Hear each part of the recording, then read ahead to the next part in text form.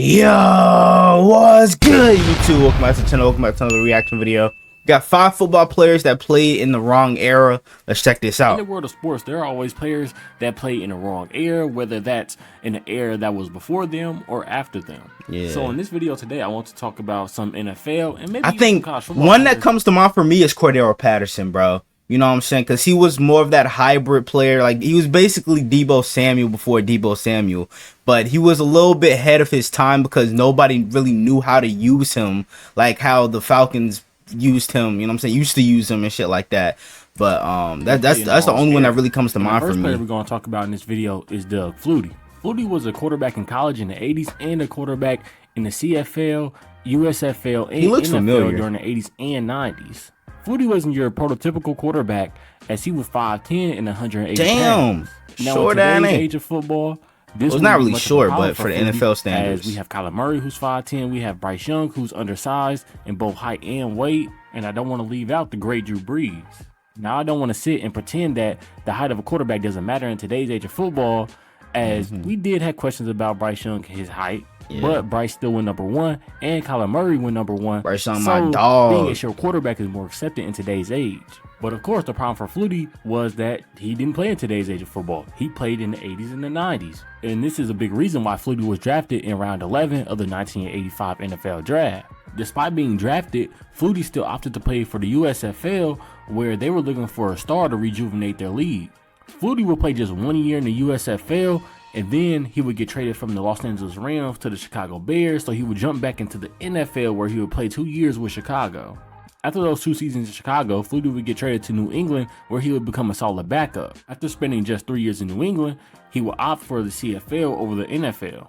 This would be a smart move for Flutie, as the CFL fit his play style of being a freewheeling, scrambling passer. Now, Flutie's ability to scramble and create extra time in the pocket and outside of the pocket is another reason why I say he was ahead of his time. Flutie would spend 7 seasons in the CFL. Bro, quarterback wearing 22 is just, it does not look right at all. Flutie then would make his way back to the NFL, as he would get picked up by the Bills, where he played for them for 3 seasons. Flutie would start about 2.5 seasons for the Bills, where he was playing really good football. No, that fake was nasty. I ain't gonna lie. For the Bills, where he was playing really good football. Only problem is, it didn't seem like the Bills really wanted him to start. In 1999, Flutie would lead the Bills to a 10-5 record and to a wild card game. But right before the wild card game started, the Bills decided to bench Flutie for Rob Johnson, who hasn't started in a year. The Bills would actually end up losing this game to the Titans on a Music City Miracle play. And Doug Flutie will only spend 1 more year with the Bills. Flutie would then go on to play for the Chargers and then the Patriots for 1 more season, and he would eventually retire. Now, in this era, will Flutie be a really good starting quarterback? Probably not, as he was very turnover prone. But would he have gotten a fair shot and been a really good backup here and there? Yes. So he's basically Josh Allen. Talk about is Tavon Austin. Now, I know. Oh yes, bro. Bro, prime Tavon Austin was different, in my eyes, he didn't. And I say that because when he was drafted, a lot of offenses in the NFL were still for him at West Virginia was just nasty. And now when you look at offenses in the NFL, like the highlight reels that this nigga had in college in the first round with the 9th overall pick by the St. Louis Rams. The only problem is the Rams head coach at the time was Jeff Fisher and his old type of style of playbook. And if you got to watch Tavon Austin in high school or college, then you would know he kind of didn't fit that playbook. Now, if Tavon was drafted in today's NFL, let's say by the Bills, the Chiefs, the Rams, or the 49ers, or even more teams, then he would be used a lot differently. But due to him being drafted by the Rams in 2013, it kind of hurt his career. Austin spent 5 years with the Rams, both in St. Louis and LA, where he didn't have the best of seasons. Tavon's best year with the Rams came in his 3rd season, as he had over 400 yards receiving and rushing in that season. And the Rams for the first couple seasons did utilize him in the run and pass game, but his 3rd season was where they had a really great balance, as he had over 50 receptions and over 50 rushing attempts. After that season, he would spend just 2 more years with the Rams. Then after that, he would move on to Dallas. After spending just 2 seasons in Dallas, he would move on to Green Bay and then on to Jacksonville. But those 3 teams never really cared to utilize Tavon how he could be utilized. One, because he was getting older and his speed was diminishing, and because he was mostly just signed to do special teams work. Now, I don't want to sit here and act like if Tavon was utilized right, he would be just this great Hall of Famer, as he had bad hands and was a poor route runner. But I do think if he was drafted now, he would be utilized a lot more in the run game and passing game like he was in his first couple seasons with the Rams compared to his last couple seasons with the Rams. Tavon did spend 9 years in the NFL, so it wasn't like his career was a complete failure.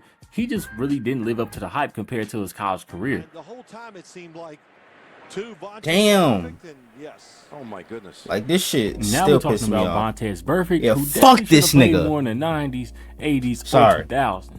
But Burfict I just really despise Vontaze where Burfict. the league started cracking Like, bro, down more you're not on him playing in with the hits fucking and hard 90s, hits. my nigga. And that just wasn't Burfict's play style, as he was a hard-hitting physical linebacker. But of course, this would have fit perfectly back in the day, as we all know that compilation on YouTube of hard hits. Yeah. And Burfict's play style would have fit perfectly for one of those compilations. Damn. And Burfict Sandwiched learned his his hard-hitting, ruthless style of play from his younger days. By the time he got to the NFL, though, that style of play was played out. And despite Burfict being a good linebacker during his time, that overshadowed his career. Due to some of the hits and plays he made on the field, he was labeled Like, as bro, a good this player. a dirty ass Due to hit, some of bro. the hits and plays he made on the Like, field. why do you have to do that? Why are you chop blocking this nigga? This is not WWE, my nigga. Like, why are you chop blocking him for? He was labeled Like, as come a on good now. player. See, in 2012, Burfict went undrafted, but was picked up by the Bengals as an undrafted free agent. Burfict was spent Now 7 Logan seasons Wilson with is the taking his Bengals, place, same putting up number and solid all. stats, including having 3 100 tackle seasons. Now the problem is, when he was in Cincinnati, he would pick up lots of fines and suspensions. But the worst play for Burfict's career came in the AFC wildcard Yeah, game against the this is Steelers. what killed With the Bengals AB's up with career just right under there. 30 That seconds hit. to go, Big Ben was looking for Antonio Brown over the middle. And as Antonio Brown was going for the catch, Burfict came that was across the so middle uncalled and for. smacked him. Since Antonio Brown was viewed as a defenseless receiver in this moment, Burfict was flagged, and after that, Pac-Man Jones was flagged, and the Steelers went on to kick a field goal for the win. After Burfict's time in Cincinnati was over, he went on to the Raiders for one season, and he hasn't Of played course, in he the went to the NFL Raiders. since. In his time in the NFL, Burfict was suspended for over 22 games, and he was fined more than 11 times. Now, I think it's safe to say, if Burfict got to play 10 years earlier, his style of play would be accepted. Before Shannon Sharpe was everybody's favorite unk on TV or YouTube, he was a pretty great football player. Yeah. To start his He was NFL on my career, Ravens. Shannon Sharpe was a pretty underrated player. He was drafted in the 7th round with the 192nd pick, coming out of Savannah State. Now, at Savannah State, he played more of a receiver, and he had 3,700 yards and 40 touchdowns in his career. Of course, with Shannon Sharpe being a 7th round pick, he had to fight for his position, in which he won, but he was still a wide receiver. After 2 underwhelming years as a wide receiver, the Broncos would decide to move Sharpe to tight end. This was a blessing for Sharpe, as he was able to use his physical abilities to his advantage. Since Sharpe was 6'2", 230, he was too big for defensive backs, but he was also too fast for linebackers. He will also use his speed to his this nigga's backs, but he arms. was also Holy shit. Oh my fast for gosh. linebackers. Is that He natural or also used did his bro speed use to his advantage steroids? when it came to Because blocking that's as well. unreal. And Sharpe will go on to be a beast at tight end on the Broncos. In his first stint, he would have 3 1,000-yard seasons and 3 seasons with over 80 receptions. Most importantly, Sharpe will help the Broncos Why is win his back-to-back eyes Super closed? Bowls. After spending a decade in Denver, Sharpe was signed a 2-year deal with the Baltimore Ravens. In one of his 2 years, he would help the Ravens win a Super Bowl on what is regarded as one of the best defensive teams of all time. Sharpe would then move on back to Denver, where he would spend 2 more seasons and then end up retiring with over 10,000 receiving yards and 62 touchdowns. pretty Sharpe's good. speed and his ability to catch the ball would have went great in this era. I believe if Sharpe played football in 2024, his numbers will look similar to Travis Kelce's. Kelce has put up over 1,000 yards each year since 2016 outside of last season, and he also had over 80 receptions each year since 2016.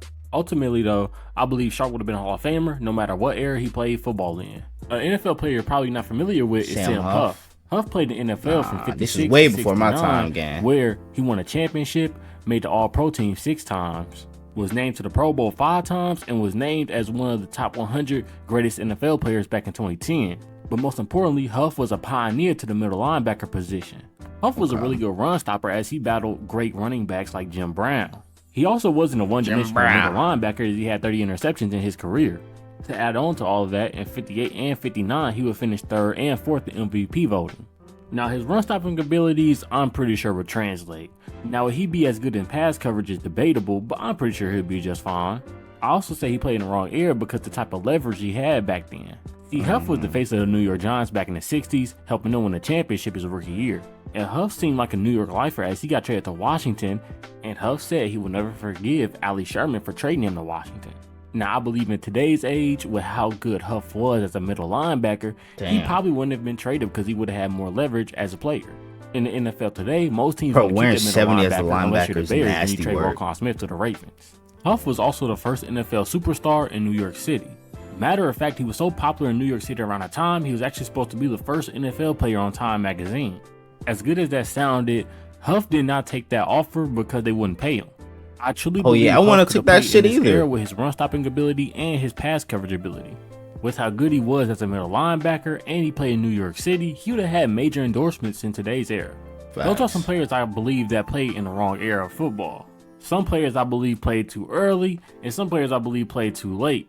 And I want you guys to comment down below and tell me what other players you think played in the wrong era. Cordero Patterson, But that's for all sure. for this video, and until next time, I'm out.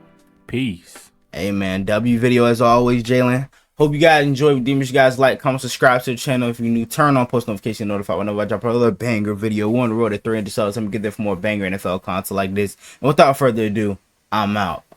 Gang!